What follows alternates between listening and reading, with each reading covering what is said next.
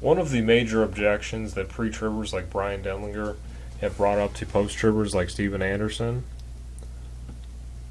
is the claim that Matthew 24 and 1 Thessalonians 4 are talking about two different events, two different comings of Christ, as it were.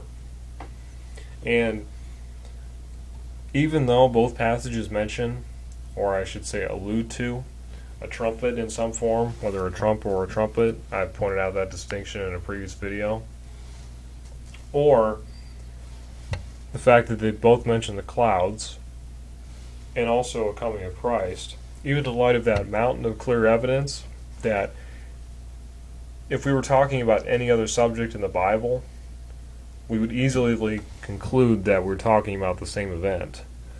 And again, I say pre-tribbers are simply denying the obvious truth because they need to uphold their theology instead of revising their theology biblically.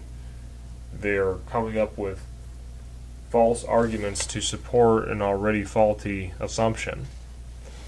So, I like to point out the hypocrisy of saying that 1 Thessalonians 4 is a different coming than Matthew 24, because I would claim that 1 Thessalonians 4 and 1 Corinthians 15 are talking about two different events if I were to use that same logic.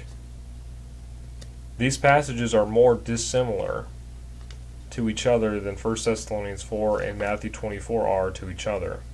In 1 Corinthians 15:51 we read, "Behold, I show you a mystery, we shall not all sleep, but we shall all be changed, in a moment, in the twinkling of an eye, at the last trump. For the trumpet shall sound, and the dead shall be raised incorruptible, and we shall be changed." So, if one is to use the same logic of the pre-tribber, you could say, well, 1 Thessalonians 4 doesn't mention the dead in Christ receiving an incorruptible body. It doesn't mention how Paul is showing them a mystery, and it doesn't mention that this is happening in the moment, in the twinkling of an eye. So the only, well, I shouldn't say the only, but the primary element that's similar is a trumpet, or a trump, I should say, is found in both passages. And in 1 Corinthians 15:51 and 52, we don't see a coming of Christ mentioned, even though it is happening at the coming of Christ in reality. It doesn't mention that. And we don't see the Lord descending. We don't see us ever being with the Lord. Okay? So it's just full of hypocrisy for a pre-tribber to say that, 1 Corinthians 15 and 1 Thessalonians 4 are talking about the same event, even though these passages are more dissimilar to each other than 1 Thessalonians 4 and Matthew 24 are. So, of course, the truth is that 1 Corinthians 15, 1 Thessalonians 4 are talking about the same thing.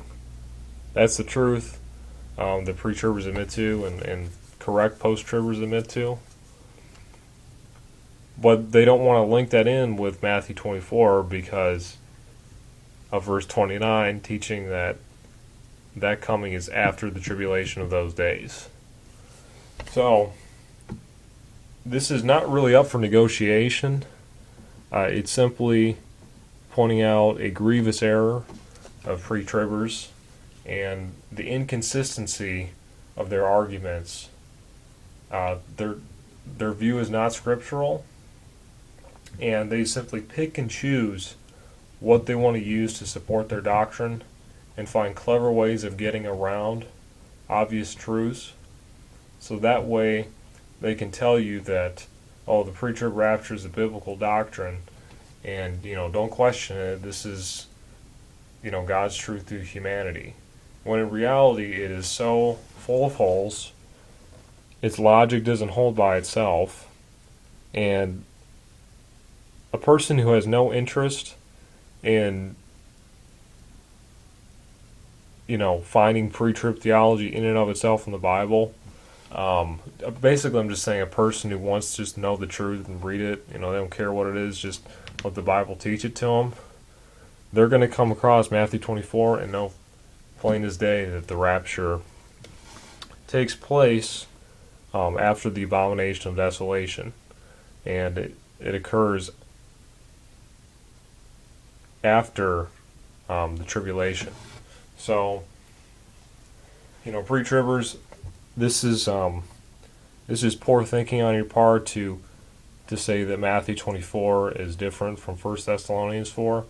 You need to be consistent and say then that 1 Corinthians 15 is not talking about the same thing in 1 Thessalonians 4, if that's what you have to bring up to support your false doctrine.